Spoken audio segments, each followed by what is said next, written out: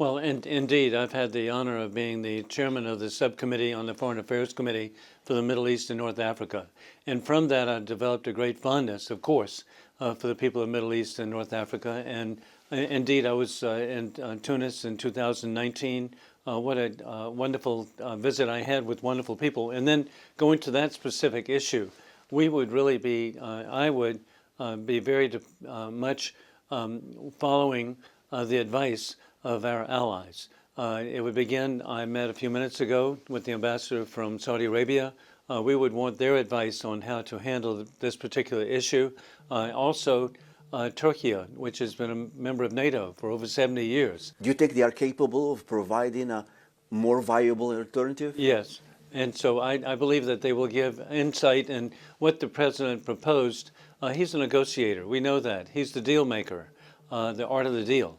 And so he will be making a proposal that's somewhat remarkable, but it's to begin the process of trying to identify a way to provide for truly the people of Gaza to not be under the control of the terrorists, the Hamas, that have so persecuted and oppressed the people of Gaza. And indeed, the region itself, it could be, over the years, seeing how beautiful it is on the Mediterranean, that could be so positive, and I'm just so hopeful for the people of Gaza. I'm hopeful for the Palestinian people, but a way to do this is we'll be working with our allies. I was really honored to be with King Abdullah also this week, and over again, there's a great affection in America for the people of the Middle East.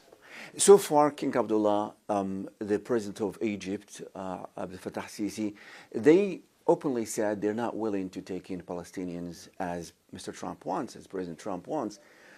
These countries, President Trump says that they receive billions of dollars from the United States. Would you support cutting aid to these countries if they continue to refuse taking in Palestinians? And I don't believe that would be necessary. We're in a negotiating stage, and nobody negotiates like Donald Trump.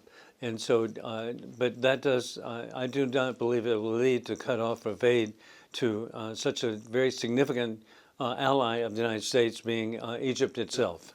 And do you think if Hamas does not release all the hostages, as President Trump put an ultimatum for that, do you think the ceasefire should be revoked? It would be, and it's up to Hamas itself, and they must release the hostages. The president has made this perfectly clear. Hey, we're talking about 6 or 7 Americans too, who are part of the hostage group, and then horribly, possibly several have been executed already. And so President Trump is not fooling around, and because he wants the hostages released, he sees the horror of what's occurred. He sees the few hostages that have been released, how mistreated they were. And so this needs to end. We need to have hostages released. We need to reduce the level of tension and conflict. And hey, let's go back to what it is. It's the regime in Tehran. They are the directors of, people call Hamas proxies, I call them puppets. That is, they are really Tehran acting against the people of Israel, but actually working against the interests of the people of the Middle East. And we're talking about with Hamas, with Hezbollah, with Houthis. Indeed, it's all directly related to the regime in Tehran.